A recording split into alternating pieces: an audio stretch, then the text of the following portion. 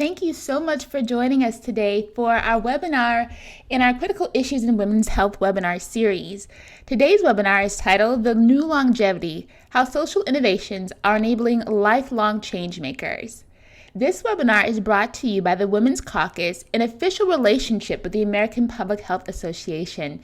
The Women's Caucus is committed to providing a forum for uninhibited discussion of emerging, often not considered, and important issues affecting the lives and health of women. Make sure, if you don't already, follow us on social media. You can access our social media accounts by visiting our website, womenscaucus-apha.org. It is my pleasure to introduce our speaker for today. Maria Clara co-leads Ashoka's New Longevity Initiative, which aims to create a new architecture for lifelong contribution, creating a world where the wisdom, experience, and potential of older generations are acknowledged and harnessed to accelerate positive change in society. Maria Clara has worked in leadership roles in Brazil, India, and the United States, supporting social innovators, building entrepreneurial teams, leading global programs, and partnerships for Ashoka. I'll now turn it over to our speaker. Thank you, Michelle. That's a great introduction. Hi, everyone. It's really wonderful to be here today. What I was thinking for today's webinar is that we will spend a few minutes that I will share about Ashoka and the work that we do in longevity, and then we can open for a conversation and discussion questions that you might have. So if it's okay, I'll probably spend about 15 minutes, sharing. I prepared a few slides here to share with you, and then after that we can have a conversation. So let me share my screen. 1 second. So for those who do not know Ashoka, Ashoka is the largest association of social innovators in the world. Like, we have about 4,000 what you call Ashoka fellows. And these are men and women working in different fields, from education to the environment, human rights, health. And they are basically coming up with like new solutions to address social problems. And the idea is like how to reach scale in a continental scale, like in a country or in a continent. And the new longevity is the work that we do around, like, we work with many of these Ashoka fellows, who are addressing the issues of global aging. So our vision is to create a world where everyone is a lifelong contributor, so that everyone at any stage of life can continue to contribute and live well. So if you are new to the longevity conversation, it's an interesting and exciting time for humanity, as I say. Like, this is the first time that we have more people who are above 65 years old than below 5. So we just reached that point, that turning point. And basically what is happening is that in 25 years from now, 1 in 6 people in the world will be over 65. So that has a huge implication in how we see things today and how we work. Like, if you think about how the world is designed today, it is designed, all the systems, health system, education systems, the work systems, they are designed for this idea that you are born, and then you go to school, you are educated, then you work, you retire, and you die. And that might be a good model, like when everyone was somehow dying around 60, 65, but it's not the case, right? Like, I think that we are seeing this lifespan increasing, and more people are living up to 100 years old. And so what that means is that, you have like 20, 30 extra years of life. That I think that there are two main issues, right? One is that, as an individual, what do you do with this extra time? And what we see is that a lot of people think that they will retire and they're just going to enjoy life. And what we hear from a lot of people around us is that, it's great for the first, 1 or 2 years, but then after a point, you can just see a very, very interesting decline, both like in health, lack of purpose, when people do not have this strong participation in society. And then there's another challenge, which is the challenge of like the infrastructure in countries, right? Like we are not prepared for like that large number of older people in a society. So what happens is that you don't have social security for everyone. Health systems are not designed for that. So there are huge implications for governments as well. So if you imagine like a world of centenarians, as we say, like where everyone is living up to 100, and this is what they say, the people who are born today, most likely they will live 100 years. So these are some of the questions that we have, right? Like what is the impact of these longer lives on families, communities, and society? How can we live healthier and active lives as we age? What needs to change in how we learn, how we work, and how we contribute to society? How can these intergenerational relationships be incentivized? And how we can become more caring and thrive together. So we at Ashoka, we learned a lot from the social entrepreneurs that we work with, and that's what I'm going to share with you. So out of this, I think that I want to share with you like two things. You know, there are two main reasons why we are working in longevity. One of them is that Ashoka was created in 1981. So we have like 43 years working in the space of social entrepreneurship. And it's interesting because many of these Ashoka fellows we elected 40 years ago, they are still very active. So some of them are in their 70s, 80s. So the idea of retirement doesn't even exist for them. You know, like they basically continue to be very engaged, continue to create change in the countries where they live in.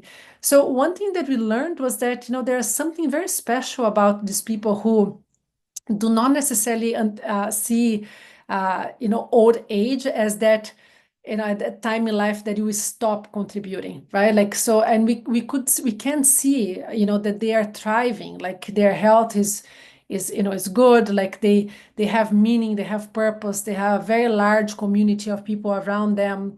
So there's a huge implication in the way that they live, but also like their health, well-being, and sense of purpose. So that was one of the reasons that we were kind of like the first place, just thinking, how do we get more people around the world to experience the same thing?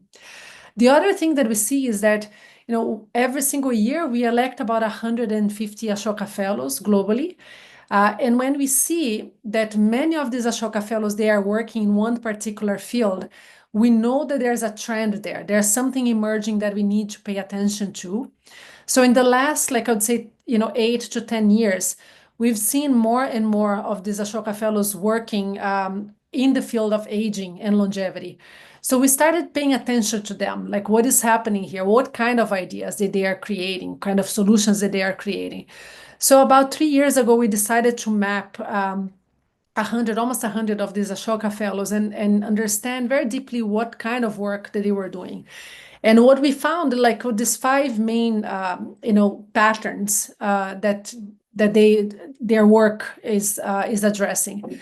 So one of them is kind of basically how do we help to recognize older people as valuable contributors to society? So that was one of the main things. Like clearly, they are basically changing the narrative of what it means to grow older and how can older people be valued because of all the things that they bring, the wisdom that they bring, or the work that they bring to society. The second one was fellows working around intergenerational relationships and learning. So basically, there are many Ashoka fellows who are promoting, like this different generations coming together, how, you do not stop learning after your, education years. How can we promote more lifelong learning? And how can we incentivize more of these connections between different generations? The third one was around health and well-being. So we can see this increase in lifespan and the increase of number of years, but it does not necessarily mean that people who are living longer, they are healthier.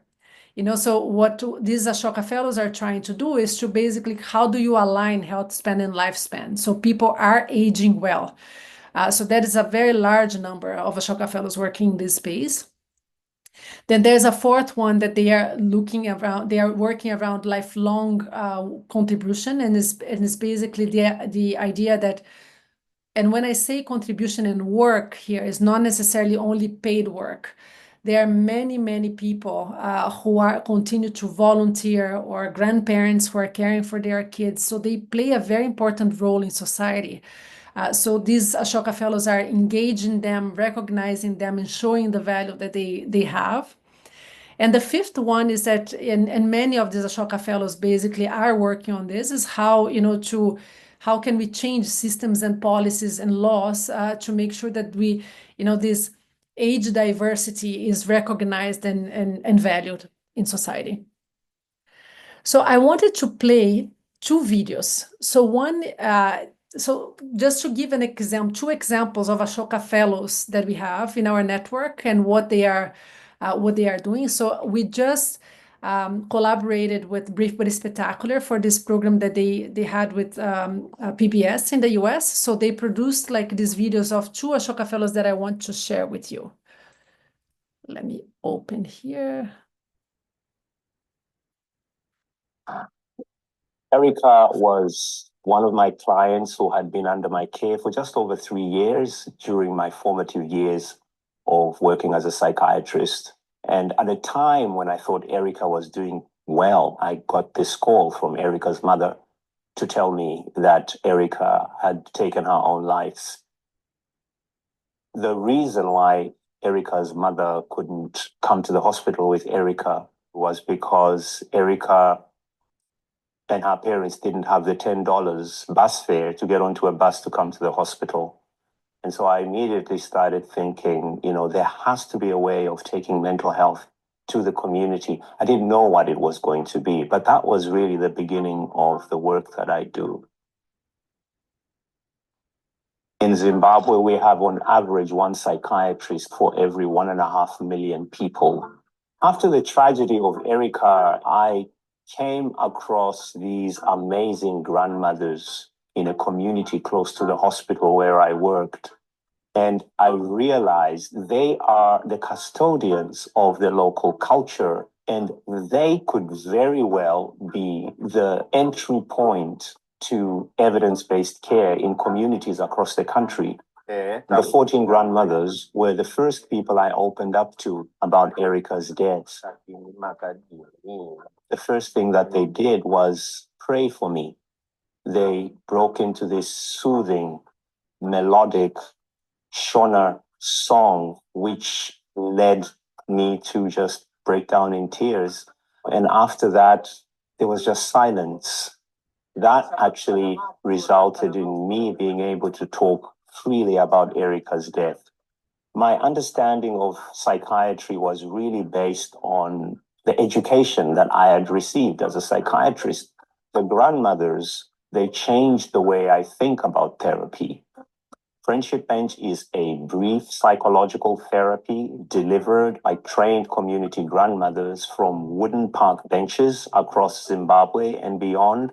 I started off with 14 grandmothers who I trained in the basics of cognitive behavioral therapy. How do you use your eyes when you're engaging another person on the bench? How do you use silence? It's not about identifying a person's diagnosis. In essence, the actual therapy is really about getting people to talk. Now, in Zimbabwe alone, we have over 2,000 grandmothers. The grandmothers always say this work gives them that sense of belonging and gives them a sense of purpose in their communities. Grandmothers who are involved with Friendship Bench are less likely to suffer from non-communicable diseases such as hypertension and diabetes. And they also have a very low rate of what we call common mental disorders. My ultimate vision is to scale Friendship Bench through our scale strategy, which we call the Friendship Bench in a Box, a DIY tool. kit, which brings together all the lessons that we have acquired. We've just done that in Washington, D.C. We're about to do the same in New Orleans. We found that the grandmas in Washington, D.C. have the same characteristics as the grandmas in Zimbabwe. But I would say that the most important thing about the work we do on the Friendship Bench is really creating that space for people to tell their stories. Because over the years, we've realized that when people begin to talk, that's when healing begins. My name is Dixon Chibanda. This is my brief but spectacular take on healing communities through stories.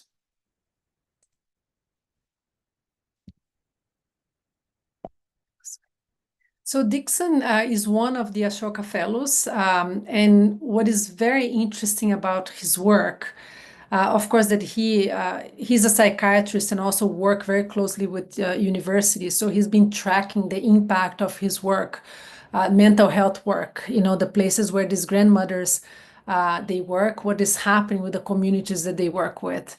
And it's quite incredible. I really recommend that you take a look at his webpage because he has all the the data there. But what is also like very, very powerful is that he is basically looking at these older women in communities. And it's very interesting when he had this case with Erica.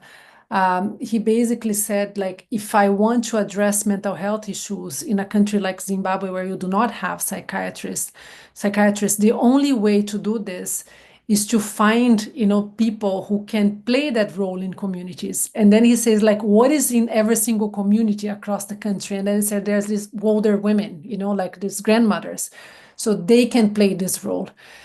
So he started to do this, and there are more than 60,000 clients that they've worked with, and it's quite incredible to see the impact that it has.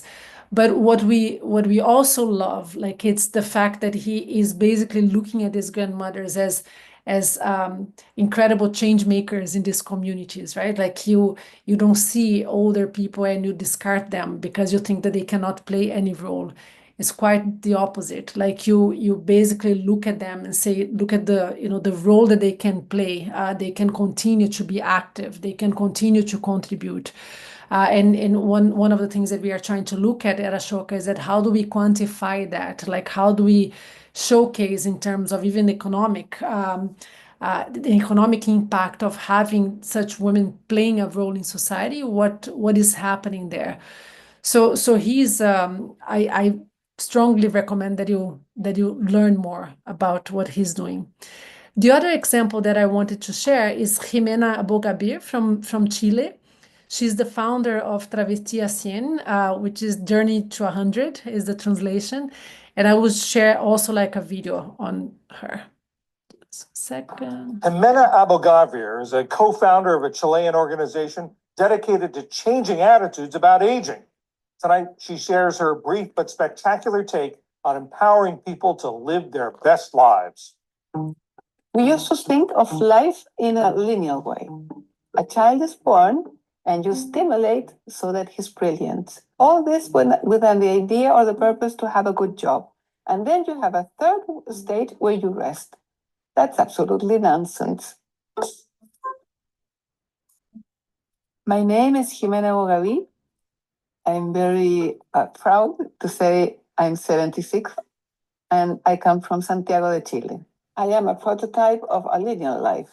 I had been 35 years working in a foundation, and then came my birthday number 70. I knew I had wrinkles, I know my hair was white, but what had changed was the way people were looking at me, and I didn't like it because they were all trying to protect me, imagining that I was going to fall or that I couldn't learn. And I said, well, that's funny. I mean, what's the matter with all of them? I'm the same. And I started talking to other friends, and they all said, hey, that's the same thing that happens to me. We say that being a woman and old is a double discrimination because women have so many stereotypes about how you should be and how you should look. We decided to found Travesía 100, which means the journey to 100. And the purpose was changing the mindset about the way we were looking at age. Age as an opportunity not as a problem. When I speak to groups of people, they always start nodding because what I say is so obvious. We have now 4,000 or more volunteers. What we decided to do, first of all, was empower older people because some people retire and say, that's it. Those people tend to sit and get depressed. This is the moment to be yourself. It's a moment to do whatever you thought you were born to do.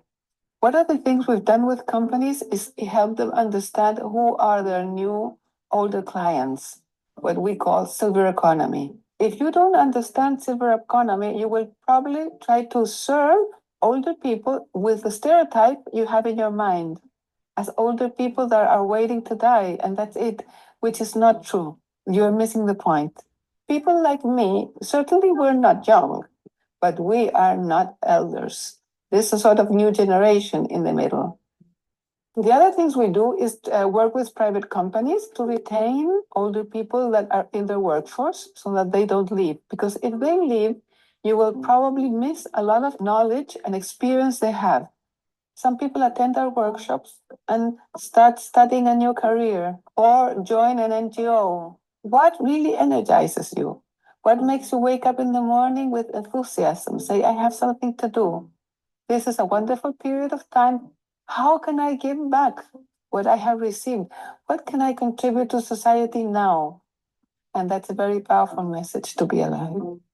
My name is Jimena Ogavi Scott, and this is a brief but spectacular take of the journey to 100. So this is Jimena. So as you said, Jimena works very closely with companies to basically help them retain these older employees and promote more of this multi-generational collaboration inside companies. Another thing that is very interesting with Jimena, like she just worked with the committee of advertising agencies in Chile, and then they create like this new code like for all agencies on how to address ageism in advertising, which is another big thing, like how you what kind of language you should use, like because we know that a lot of these ads contribute a lot to ageism. So she's working very closely with these companies, with these advertising agencies to help them promote a very different narrative about old age.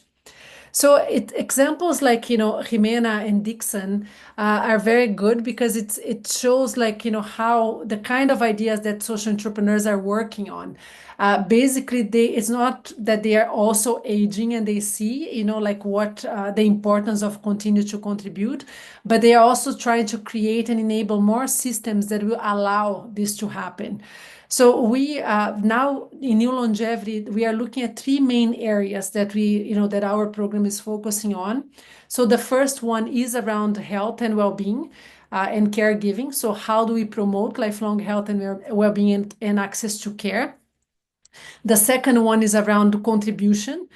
So how do we promote lifelong contribution through paid work, volunteering, caregiving? So how do we change also like the narrative that will allow people to be valued by the role that they play? And the third piece is around intergenerational connection and collaboration.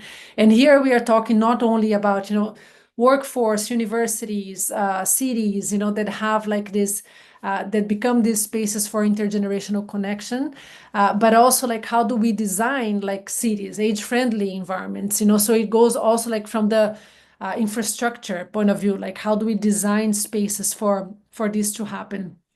And then there are a couple of other things that we saw, by working with these Ashoka fellows that are extremely important if we want to change, the way that we age. So one is around digital literacy and inclusion. And it's interesting to see that because, more and more everything happens, online, right? Like from how you access healthcare. So if a person, especially an older person, is not digital literate, like most likely this person will be also out of the health system or the learning system. So that is another topic that we look at for social innovations that are addressing these issues. The other thing, Jimena is a good example. Like when she was elected an Ashoka Fellow many years ago, she was elected for another work that she was doing. And it's interesting because she constantly kept reinventing herself and creating new solutions, to address the problems that she was seeing or she was facing. So how can we have more and more people having the skills and the opportunities to reinvent themselves and continue to learn and continue to contribute the way they want? As I mentioned, like aging-friendly environments is another big thing around design, like how do we design, from schools to cities, and even homes and communities in a way that they are age-friendly. So they include older people, but they also promote multi-generational connections. Then there's another part that how do we help people to be autonomous for longer? And here, we prefer to use the word autonomous and not independent, because we think that people should also be dependent from, on one another, right? But what we mean here is that we want people to be autonomous, like to have the chance to age in place, to be at home, and to have their community. So how do we help them to age in a healthy way for that? Then the other two things that that I was mentioning also is that there's a big component. How do we change the narrative and people's perceptions, right? Like how do we change the mindset? When you think about an older person now, most likely you think about someone who needs care, who needs support. And that's not the case. I mean, of course, there are many people who need support, but there's this economist and writer, Andrew Scott, like he wrote 2 books on aging, and the last one is called The Longevity Imperative. And one of the things that he says that is very powerful is that how do we move this aging society to a longevity society? How do we stop seeing aging as a problem, as a burden? And how do we see longevity as an opportunity for everyone to contribute and to be part of? So that's the kind of vision that Ashoka also has. So I think that's it. I will stop. I'll stop here, and we can have a conversation. Like we have a lot of resources on our web page, and we also have a page on LinkedIn where we share, a lot of the things that are happening in our community. So I will stop here, and we can maybe open and see if people have questions or want to share their experiences. Everybody's very shy. So so from those who are there in the room, like I'm also very curious, like how I love one question that once I've heard this Chip Conley, like this person in the US, he says that whenever he's in a meeting, he asks like, okay, think about the 5 people who inspire you the most. And then he says, how old are they?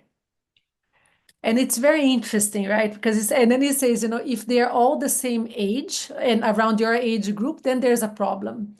So I find this exercise really nice because it's a kind of like,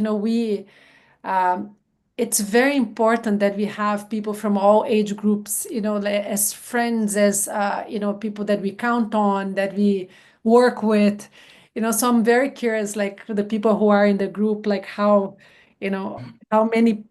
how many people in your life that you work with or that you're friends with, like what are their age groups, and how do you feel about having people from different age groups? Yes, Pascal, you can go ahead and unmute yourself. Absolutely. First and foremost, thank you very much for a great presentation. What I found interesting when it comes to Dixon is that he mentioned that the grandmother groups, whether they were in Zimbabwe or DC or Louisiana, were all, how do you say that, community assets. And to Maria's point, I guess it goes to show that as we make our path through life, yes, people from different generations do influence us. And I remember one of my elders once saying, there's really nothing new under the sun. And I guess when it comes to whatever problems we would see, it's interesting wherever we are in the world, the previous generations will tell us there's sometimes no worries there because we have seen that before, and this is how you navigate. I guess it was very interesting to hear that type of convergence wherever we are around the world when it comes to these community assets. So yes, I just want to share that. Thank you.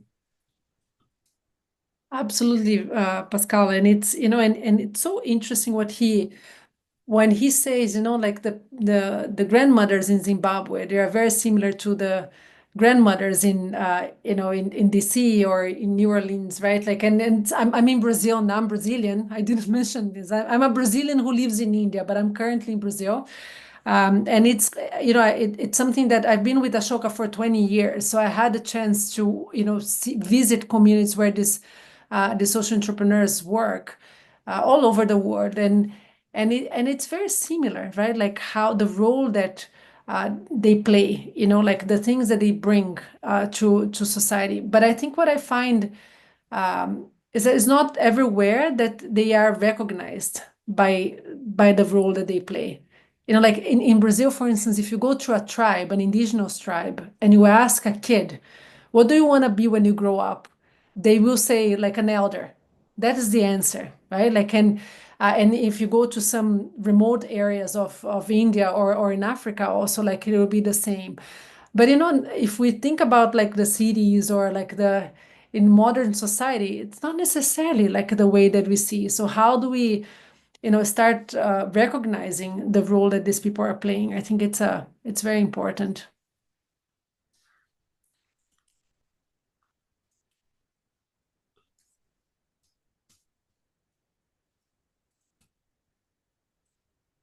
How do you, I mean, I'm also like curious, like, how do you feel about aging? Or I don't know if there's one question. What do you advise when we age 60 and older, apply for jobs?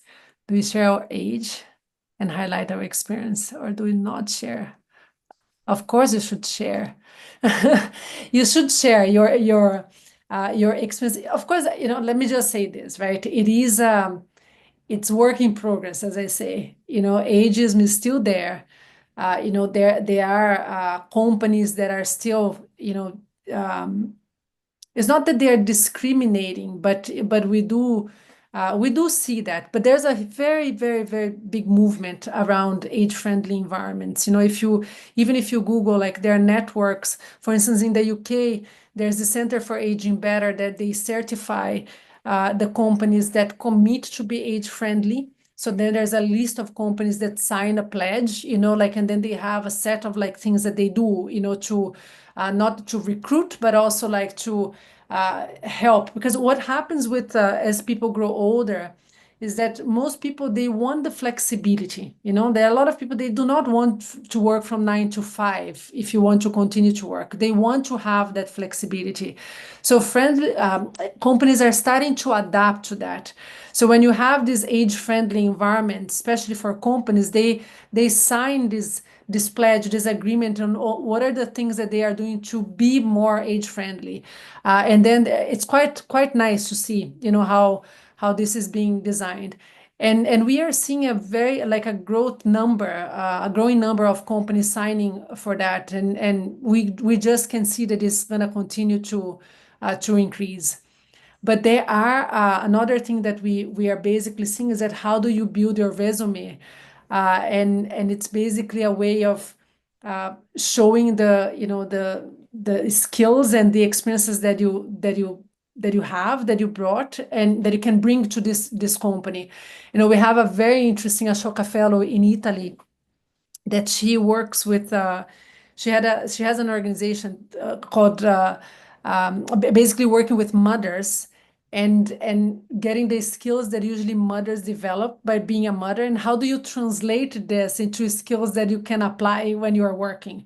And then the entire work was around that, like showing case like these skills and how companies should be looking at. So now she developed a new tools to basically help companies to evaluate these skills when they are interviewing candidates, either because they're older or because they are they just are coming back from maternity leave. What are the things that usually people don't say or don't add to their resumes, but it tells a lot. The experience that they had before will tell a lot about the skills that they are bringing to the company. Okay, Erica, you are interested in applying for the Ashoka Fellowship.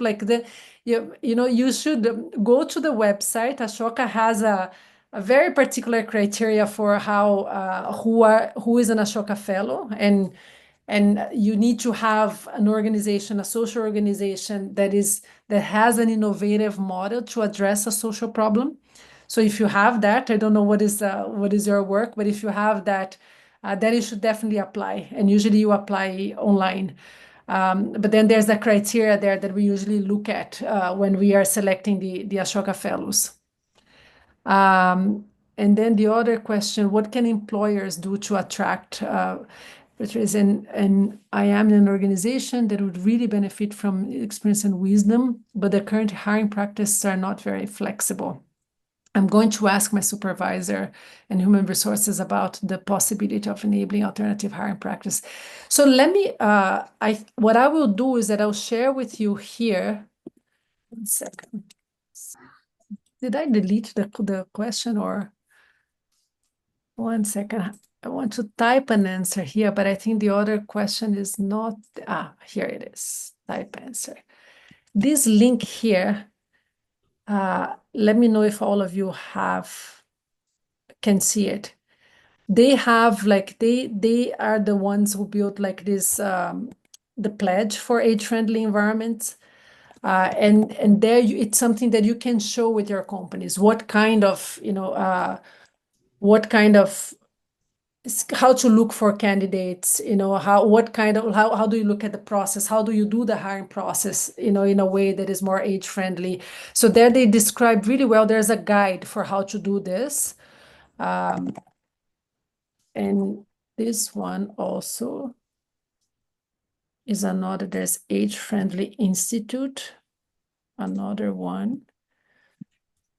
This is in the US, which is another institute that certifies companies, and they also have, these best practices, how to evaluate candidates. What kind of questions you ask, what do you offer? And and most of this the centers that are promoting this, they've been doing a lot of research to show the value of having employees of all age groups working together, this multi-generational work. There's an Ashoka fellow in the US who is brilliant. He's one of my favorite. His name is Mark Friedman, and he has an organization called Co-Generate. And the name used to be Encore, and now it's Co-Generate. And he's been one of the pioneers in this field, been working for 30 years in this space. And it was the person who started this conversation in the US about, how of lifelong contribution, lifelong work, and how companies should be addressing that.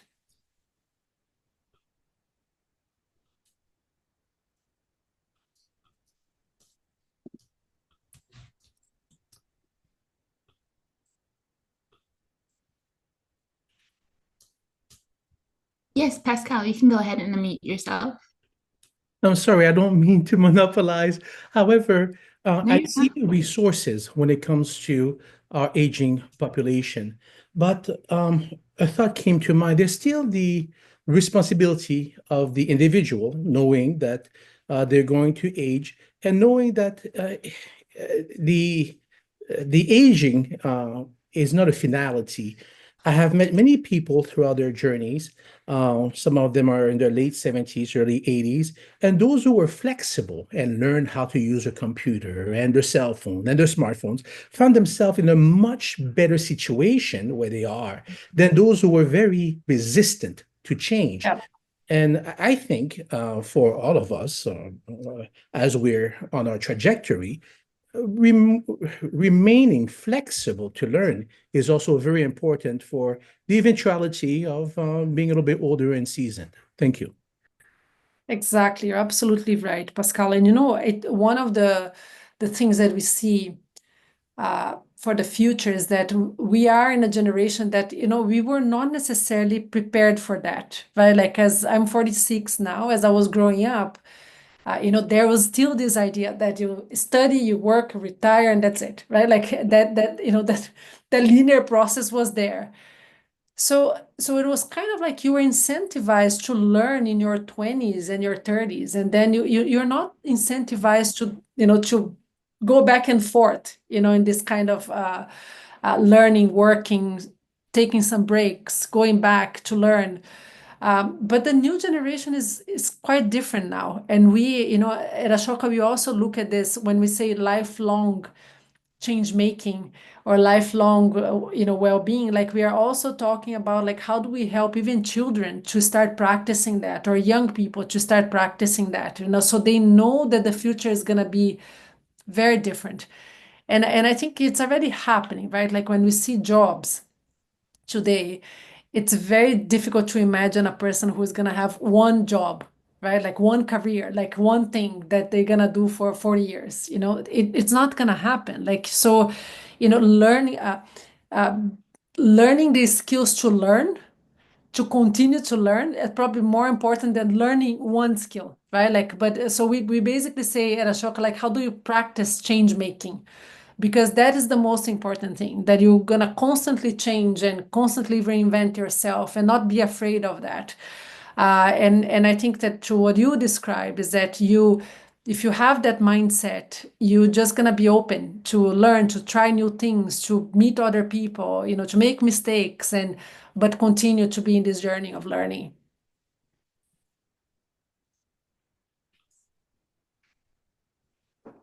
And I'll just share, I think from the US perspective, we have been trying to do a little bit better with that. I know my mother, who's in her, what is she, her late 70s now, she goes to this thing called Florida Blue twice a week, where the one day she's doing her exercise, the next day they are learning about different things, whether it's learning about how to use their Apple iPhone or learning about blue zones, even because she was telling me about blue zones. You know, I just think it's really great because she was a teacher. So she always has that mindset of learning and, you know, and just being open-minded and flexible. So I definitely agree with that, you know, and I think that we just need to provide more programs like that for seniors who are looking to stay engaged. Yes, yes, yes. Singapore is quite a very interesting example, you know, in this in creating these opportunities and the framework that will allow this to happen, you know, and what they say is that because they do not have a lot of natural resources, almost nothing, the assets that they have are the people that they have. This is what they say, right? Like, we depend on people to and a society that is aging fast also. So it's kind of like when they realized that, they started to create, you know, this new architecture, right? This new framework to allow people to age well, to continue to participate, you know, like to continue to learn. And that is quite remarkable to see the things that they came up with in terms of opportunities for people to learn. There's, you know, WHO a few years ago, and it's a Brazilian doctor actually who helped to develop this in 2006, 2008, the concept of age-friendly environments. It started with the idea of age-friendly cities, and then they started to certify cities that were working to be, you know, to create age-friendly spaces, you know, to promote intergenerational connection and all of that. So that evolved. So then now it's this concept of age-friendly environments, which I also recommend you to take a look at WHO webpage, because then there's something that is valid for all environments, as I said, not only cities, but you can think about you know, a company or an university, and how do you look at, you know, at these spaces as spaces for people from different age groups to be together. There's a network called Age-Friendly Universities that also does exactly the same thing. They have 10 principles there that universities that are part of this network, they have to sign up for. And it's kind of like from, you know, promoting like connection between different generations to, you know, having more research around aging. So there are different things there that, you know, that universities can also do. we see a huge impact in older people who are using like facilities in campuses, for instance, or when they are interacting with other people. Mark Friedman, this Ashoka fellow, the founder of Cogenerate, he worked very closely with Stanford to create a program at Stanford. Now he's working with Yale to create a program for older people. So he's helping universities also to design some new programs for older people to come back to university and to continue to contribute.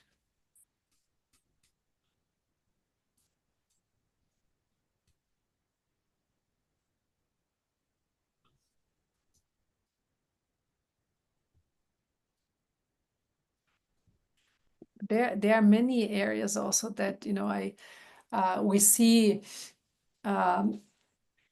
Of course, like when we are talking about longevity, then we are also addressing the issue of caregivers, right? Like, which is another thing that is just gonna grow in the coming years.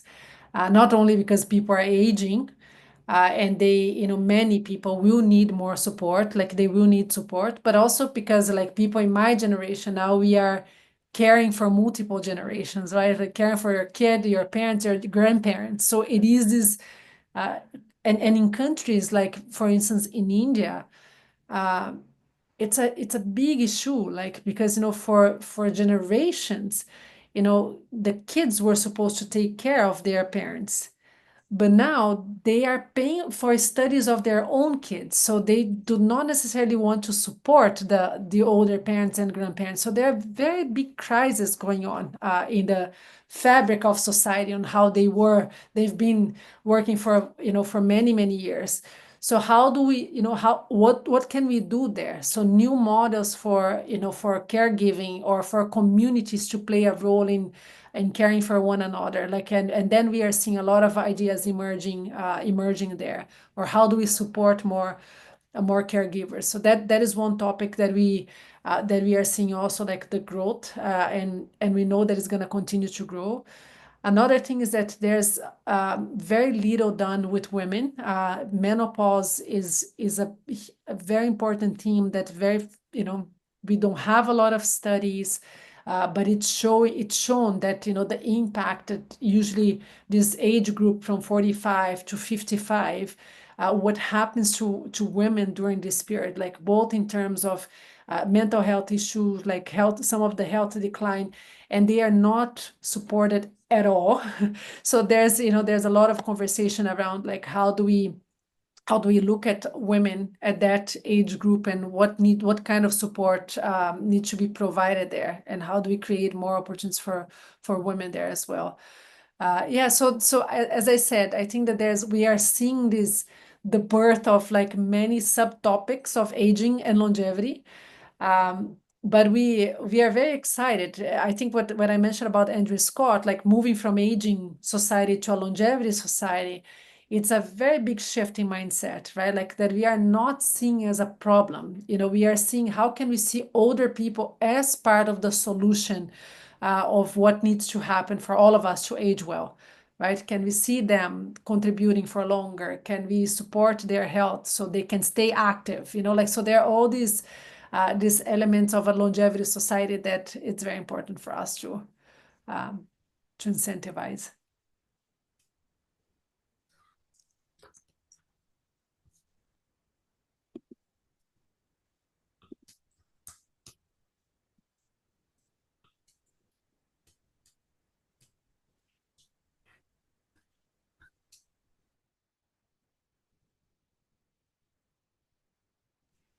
Any other thoughts from our attendees? Yes, Pascal. Absolutely. Do you believe that the approaches that you've mentioned throughout this presentation will help the aging population being better, bear with me, comfortable, will be comfortable with the cognitive decline that they may be experiencing? I'm mostly mentioning dementia and its associated pathologies. Thank you. I think so, because if you see also, like, we didn't talk about death here, which is also part of longevity, right? And which is all gonna die.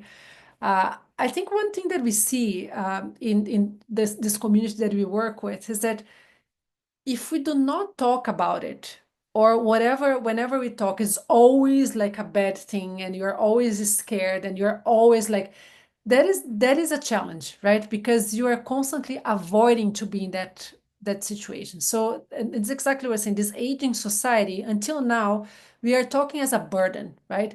If you're a problem for your family, you are not capable, aging is associated completely decline. And so what happens is that it's very interesting. The reason why I ended up like in this field is because I took a sabbatical and I decided to come and spend 6 months with my parents.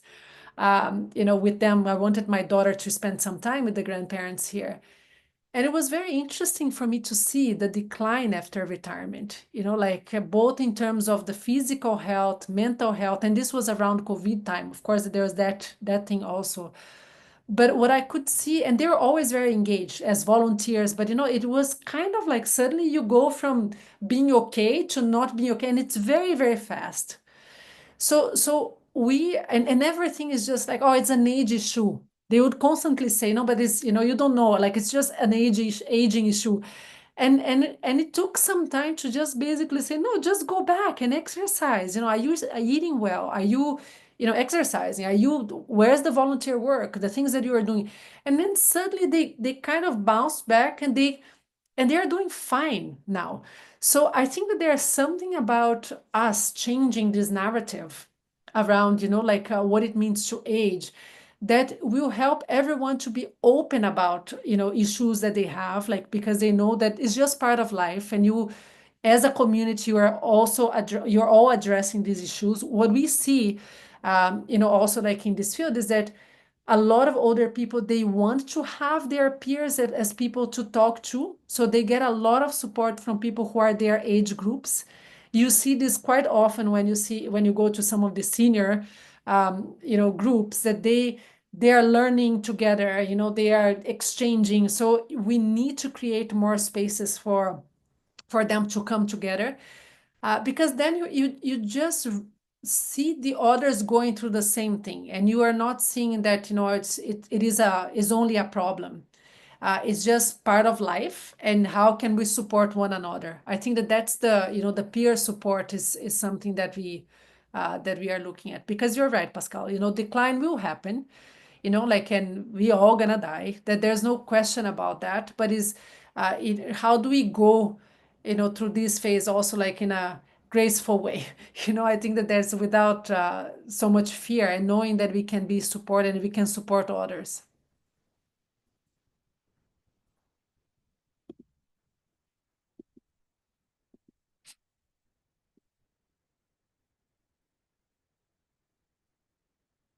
We're close to the end of our time. Is there anything else you wanted to leave us with?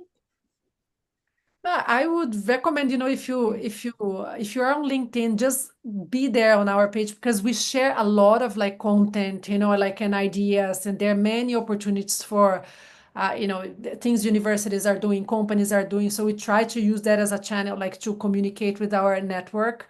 Yeah, but stay in touch. If you have other questions, or if you want to contribute somehow or be part of this conversation, happy to be connected. Thank you so much.